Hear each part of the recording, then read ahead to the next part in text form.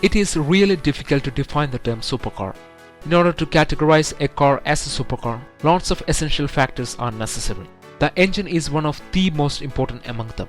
A couple of years ago, naturally aspirated engines dominated the engine base of a supercar, but now that space has been invaded by turbocharged engines.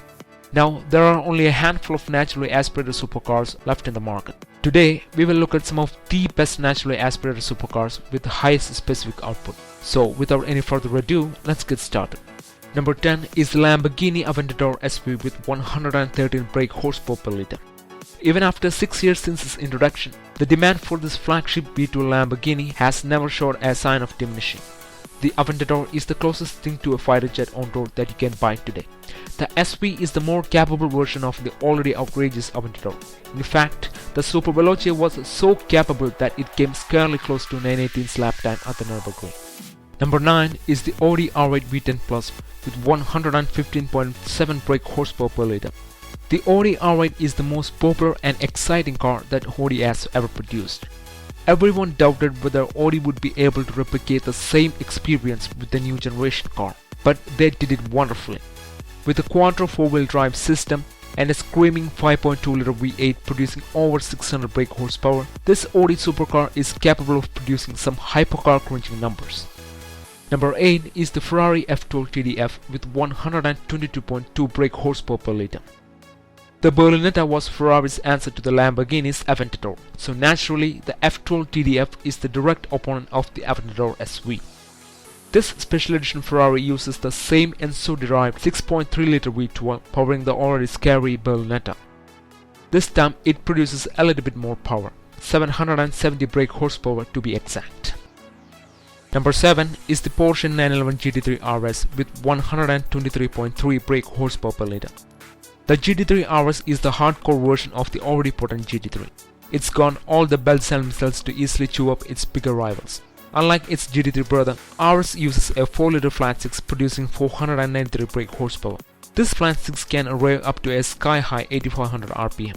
Despite the turbo-like side air intakes, the GT3 RS remains gloriously turbo-free. Number 6 is the Porsche 911 GT3 with 125 brake horsepower per liter. Even though the Porsche is not so famous for building V8s and V12s like the Lamborghini or the Ferrari, their flat 6s are from out of this world.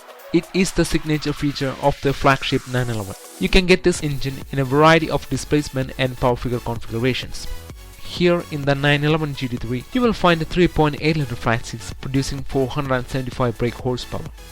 Number 5 is the Ferrari LaFerrari with 126 brake horsepower per liter. The LaFerrari might be the most expensive car in this list, since its value has doubled or even tripled over the past 2 years. The engine in the LaFerrari is an evolution of their previous Enzo's 6-liter V12.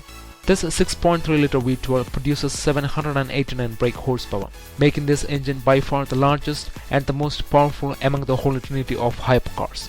Unlike the 918 and the P1, the engine in the LaFerrari acts as a supercharger to fill in the gap whenever there is a lag of power, for example during the gear changes. Number 4. Ferrari 458 Italia with 126.7 brake horsepower per liter. The 458 Italia was the replacement for the legendary 430, and it might be the last naturally aspirated car from Ferrari for the average supercar consumer. The 458 was just wonderful in every way. Many magazines around the world chose this car as their car of the year when it came out. The 458 uses a relatively small 4.5-liter V8 producing 570 brake horsepower. Number 3 is the Porsche 918 Spider with 130.4 brake horsepower per liter. Among the holy trinity of hypercars, the Porsche 918 might be the least powerful one, but the 918 proven to be the most capable when it comes to the track performance than the LaFerrari and the P1.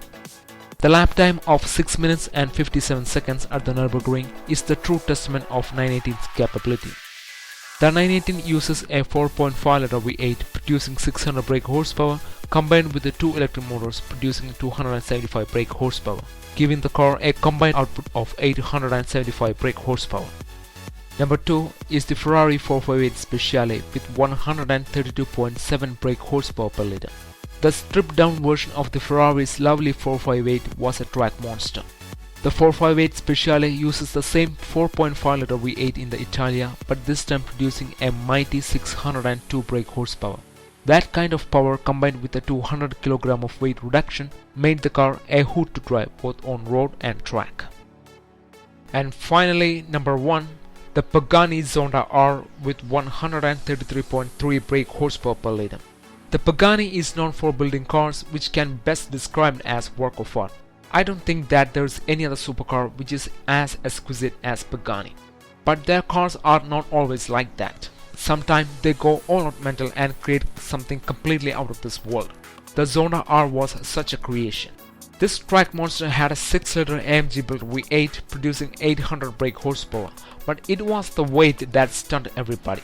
The car weighed at just 1070 kg, giving this beast an astronomical power to weight ratio of 747 brake horsepower per ton.